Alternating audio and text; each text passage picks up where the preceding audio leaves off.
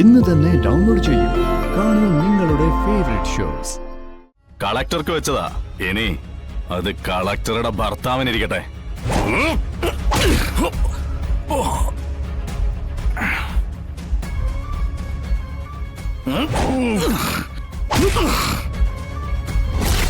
എടോ, അതായത് നമ്മൾ ഈ കടയിൽ ചെന്ന് കഴിഞ്ഞാലേ സാധനങ്ങൾ ഇങ്ങനെ തൂക്കി തരില്ലേ?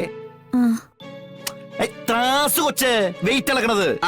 അങ്ങനെ ഒരു ത്രാസ് എന്റെ കയ്യിലുണ്ടെന്ന് വിചാരിച്ചു സർ. അതെ, അതിലൊരു തട്ടില് അനുവിന്റെ കുടുംബം, അതായത് ഭർത്താവ്, കുട്ടികള്, അങ്ങനെ അങ്ങനെ അങ്ങനെ മറ്റോലും. അതിന്റെ മറ്റേ തട്ടില് അനുവിന്റെ ഇവിടുത്തെ ജോലി. ഏതിനായിരിക്കും തൂക്കം കൂടുക? മക്കളൊന്ന് ആലോചിച്ച് നോക്കിയേ. ഏതിനായിരിക്കും അനു പ്രാധാന്യം കൽപ്പിക്കുക എന്നാണ് ചോദ്യം. ആലോചിച്ച് നോക്കൂ. കുടുംബത്തിനായിരിക്കും സർ. കുടുംബത്തിന് വേണ്ടിയാണല്ലോ നമ്മള്. ആണല്ലോ ആവണം. അതൊന്ന് ഈ മാഡത്തെ പറഞ്ഞ് ബോധ്യപ്പെടുത്തണം. മനസ്സിലായ? വിഷ്ണുവിന് ഇപ്പൊ എന്താ വേണ്ട കാര്യം എന്താ ഞാൻ കുറച്ചു നേരത്തെ പറഞ്ഞല്ലോ. അതെ, ഇന്നും നാളെ ഒന്നും കളക്ടർ ഇവിടെ ഉണ്ടാവണമെന്ന് വാശി പിടിക്കല്ലോ കേട്ടോ മോളെ. മനസ്സിലായല്ലോ? ഇനിയുള്ള കുറച്ച് ദിവസങ്ങള് കളക്ടർ ഫാമിലിക്കായിട്ട് അങ്ങോട്ട് മാറ്റിവെക്കും കേട്ടാ. ഇനി കളക്ടറെ കണ്ടില്ല കേട്ടില്ല എന്നൊന്നും പറയാൻ നിൽക്കരുത്. മനസ്സിലായ? അപ്പൊ ഇനിയിപ്പോ വേറെ അത്യാവശ്യം ഒന്നുമില്ലേ, കുട്ടി പൊക്കോളൂ, കടന്നു പൊക്കോളൂ. ഇനി വരണമെങ്കിൽ വിളിക്കാട്ടോ. അതെ, തൃപ്പങ്ങോട്ട് ശിവക്ഷേത്രത്തിൽ ഒരു മൃത്യുഞ്ജയ ഹോമുണ്ട്. തന്റെ അമ്മയും എന്റെ അമ്മയും കൂടിയിട്ട് തീരുമാനിച്ചതാ. അതൊന്നും തന്റെ ഈ ജോലിക്കാരി എന്ന് പറഞ്ഞ് മാറ്റിവെക്കാൻ പറ്റിയ കാര്യമല്ല. പിന്നെ സുഖമില്ലാത്തല്ലേ? കളക്ടറുടെ ശാരീരിക മാനസിക ഉല്ലാസത്തിനായി കളക്ടർ ഹാഫ് ഡേ ലീവ് എടുക്കുന്നു. തീരുമാനം എന്റേതാണ്, ഭർത്താവായ എന്റെ ഇതിലൊരു മാറ്റവും ഇല്ല.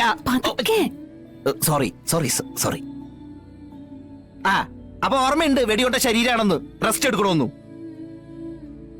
അല്ല, അതെ, കളക്ടർ കസേരയിൽ മാത്രമായിട്ട് ഇരുന്നു കൊടുക്കാനേ ഞാൻ എന്റെ ഭാര്യനെ പൂർണ്ണമായിട്ട് വിട്ടുകൊടുക്കുന്നില്ല.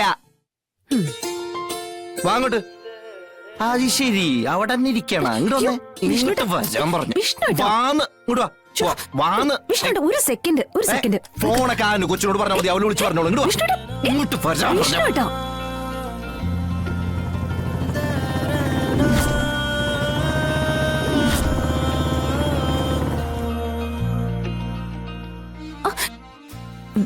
മാഡം, അനു, ഞാൻ ഇറങ്ങുക.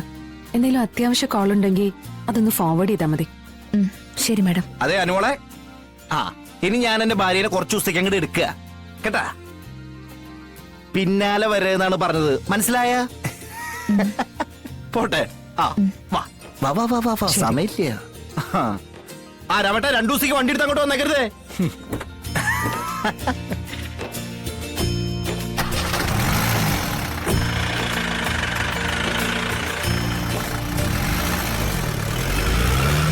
ചില സമയത്ത് വിഷ്ണു സാർ കൊച്ചു കുട്ടികളെ പോലെ.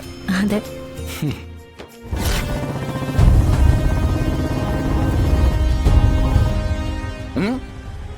കിടക്കട്ടെന്നേ എന്റെ പേരിലൊരു ഹീറോയിസം. കളക്ടറെ തട്ടിക്കൊണ്ടുപോകുന്ന പോലല്ലേ ഇറക്കിക്കൊണ്ടുവന്നേ.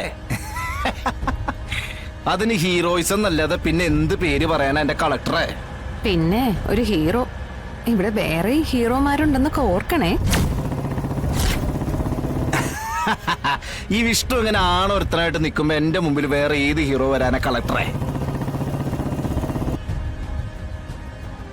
അങ്ങനെ വരാൻ ചങ്കൂറ്റുള്ള ഹീറോമാരനെ അങ്ങോട്ട് വരട്ടെന്നേ.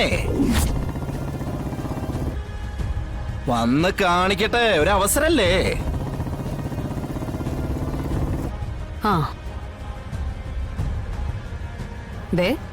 വന്നല്ലോ.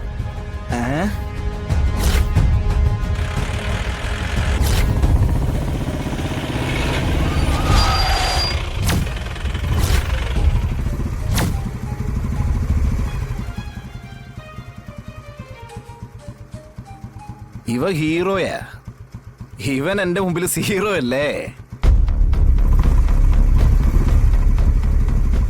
ഞാനത് തെളിയിച്ചു തരാം. ഒരു മിനിറ്റ്.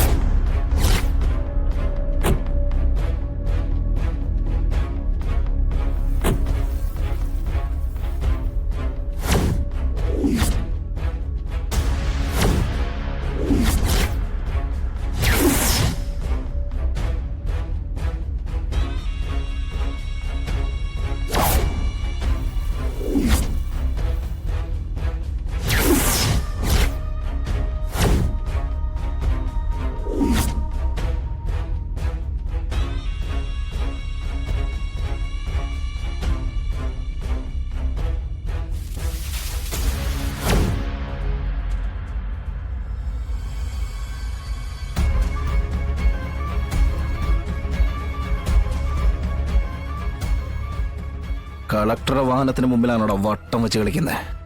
മേലാളന്മാരെ കണ്ട തല കുനിച്ച് നിൽക്കുന്ന ഏർപ്പാട് എന്റെ വണ്ടിക്കില്ല. എനിക്കും.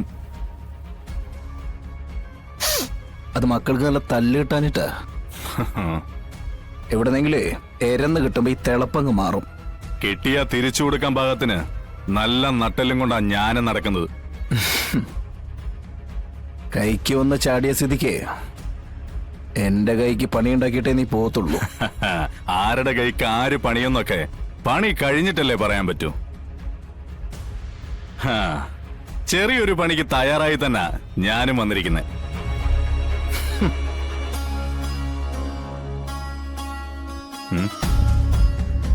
ഒരു നല്ല കാര്യത്തിന് വേണ്ടി ഇറങ്ങിയതാ. ഇനി എന്തായാലും ഈ ഒരു കാര്യത്തിന് തീരുമാനം ഉണ്ടാക്കിയിട്ടേ അത്രേ ഉള്ളൂ. പോരെ?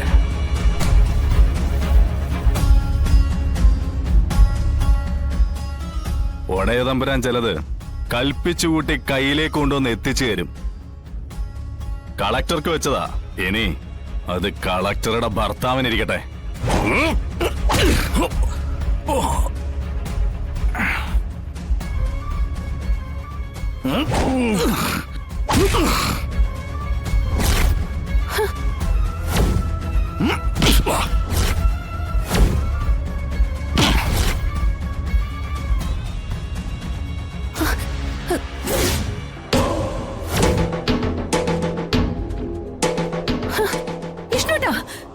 വിഷ്ണുട്ട വേണ്ട, മാറ്. വിഷ്ണുട്ട വിട്.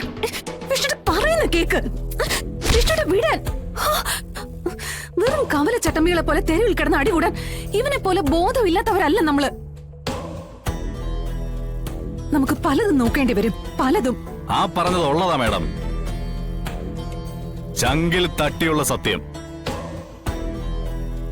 പാളയം മാർക്കറ്റില് കുറച്ചു നാള് മുമ്പ് വരെ, അതായത് മേഡം കളക്ടറായിട്ട് പുതുമോടിയിൽ എത്തുന്നതിന് മുമ്പ് വരെ, ഇടിവള വിഷ്ണു എന്ന പേരിൽ ഇവൻ ചെയ്തോണ്ടിരുന്നത് മഹാപുണ്യപ്രവർത്തികളായിരുന്നല്ലോ.